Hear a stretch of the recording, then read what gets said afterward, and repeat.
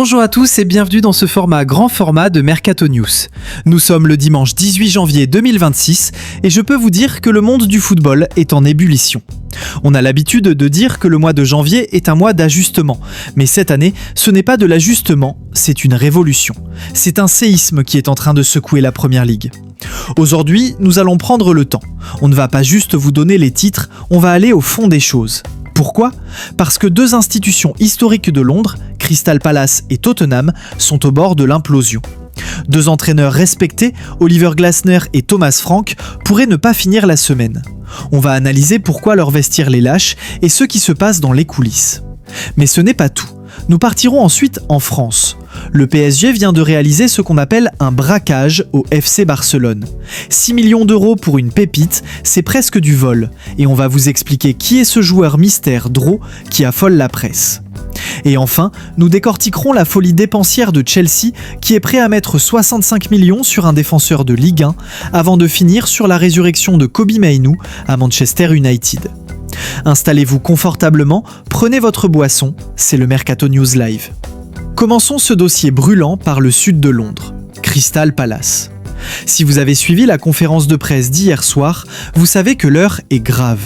Ce n'était pas une simple déclaration, c'était un appel à l'aide, voire un adieu. Oliver Glasner, l'homme qui avait transformé cette équipe, a lâché une bombe. Il a utilisé des mots très forts. Nous nous sentons abandonnés. Quand un entraîneur dit ça publiquement, c'est que le point de non-retour est franchi. Analysons la situation. Glasner a confirmé qu'il ne prolongerait pas. Il partira en fin de saison. C'est officiel. Mais soyons réalistes. Peut-il vraiment finir la saison dans cette ambiance ? La réponse est probablement non. Regardez ce que fait la direction de Palace. C'est un démantèlement en règle. Marc Guéhi, vendu à Manchester City. C'était le pilier de la défense, le capitaine moral. Mateta, en négociation avancée avec la Juventus et d'autres clubs de Première Ligue. On parle de la colonne vertébrale de l'équipe qu'on arrache en plein mois de janvier. Mettez-vous à la place de Glasner. Vous êtes coach, on vous demande des résultats, mais on vend vos meilleurs joueurs sous vos yeux. 0 victoire sur les 10 derniers matchs, c'est une statistique effrayante.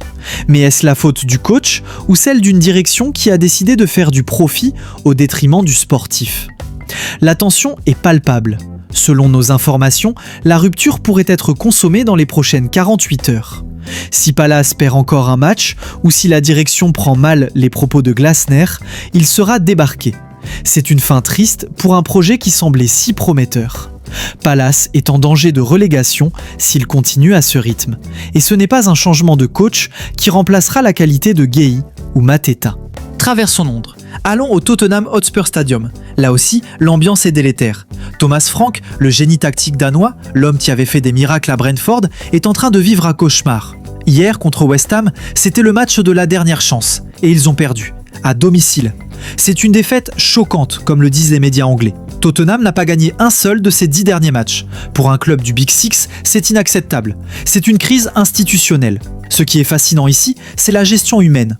Le club a essayé de sauver le soldat Frank. Ils ont fait venir John Heitinga cette semaine. Ancien de l'Ajax, ancien assistant à Liverpool, l'idée était de renforcer le staff, d'apporter une nouvelle voix, de montrer un front uni. On a vu cette belle photo de Frank et Heitinga tout sourire. Mais la réalité du terrain est cruelle. Le football ne se joue pas sur des photos officielles. Le football se joue sur le rectangle vert. Et là, les joueurs ne répondent plus. Quand vous ne gagnez pas en 10 rencontres, le message ne passe plus. C'est mécanique. Nos sources sont formelles. Le poste de Thomas Frank est en danger critique. Le board de Tottenham est réuni en ce moment même. La question n'est plus si ils vont changer, mais quand. Est-ce qu'il lui laisse un match de plus ? Est-ce qu'il nomme un intérimaire dès lundi ? C'est une tragédie grecque pour Frank. Il a prouvé sa valeur ailleurs, mais la marche Tottenham semble trop haute. Ou peut-être est-il arrivé au mauvais moment. Si vous êtes fan des Spurs, préparez-vous à une annonce officielle très bientôt. Le changement est inévitable. Faisons une parenthèse en Espagne avant de parler mercato pur. Le Real Madrid. Ah, le Real. Quand ça ne gagne pas tout, c'est la crise. Les fans sont en colère. Après la défaite en Supercoupe contre le Barça et l'humiliation contre Albacete en Coupe du Roi, le public réclame des têtes. Ils en veulent à Florentino Pérez, ils en veulent aux joueurs. Mais curieusement, le club fait bloc derrière un homme, Álvaro Arbeloa. Pourquoi ? C'est intéressant d'analyser la psychologie du Real ici. Il considère qu'Arbeloa a été jeté dans la fosse au lion trop vite. Il n'a même pas eu 2 séances d'entraînement complètes avant le match d'Albacete. Le club estime que ce n'est pas sa faute. C'est un pari risqué. Arbeloa est une légende du club, il connaît la maison, il a l'ADN madridista. Le club veut reproduire le schéma Zidane. On prend un ancien, on lui fait confiance. Pour l'instant, Arbeloa reste. Il a la confiance totale de la direction pour redresser la barre en Liga et en Ligue des Champions. Mais attention, au Real, la patience est une denrée très rare. Les prochains matchs seront décisifs pour sa carrière d'entraîneur. Passons maintenant au cœur du mercato. Et là, on a une histoire incroyable. La rivalité entre le Paris Saint-Germain et le FC Barcelone vient d'écrire un nouveau chapitre. Après Neymar, après Xavi Simons, après Dembélé, le PSG vient encore de se servir à la Masia. Le nom qui est sur toutes les lèvres, c'est Dro, un milieu de terrain de 18 ans considéré comme l'un des plus grands espoirs de sa génération. L'information est confirmée, accord total. Le joueur a dit oui à Paris. Il a informé la direction du Barça qu'il partait. Et le plus fou, le prix. Le PSG va payer la clause libératoire de 6 millions d'euros.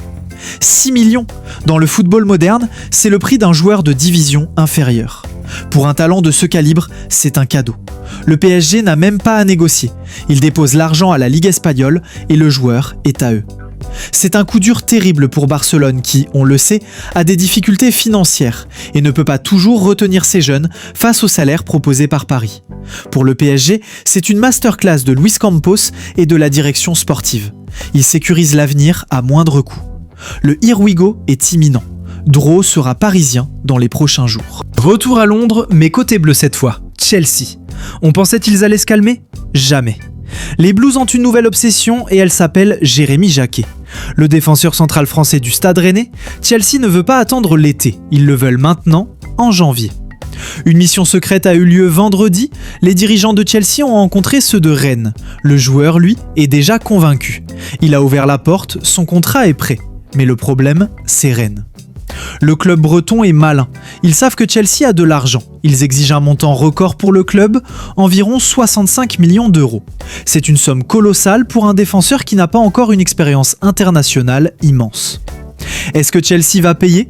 C'est la question à 65 millions. Ils ont besoin d'un défenseur central maintenant. Jacquet correspond au profil. Jeune, athlétique, bon relanceur.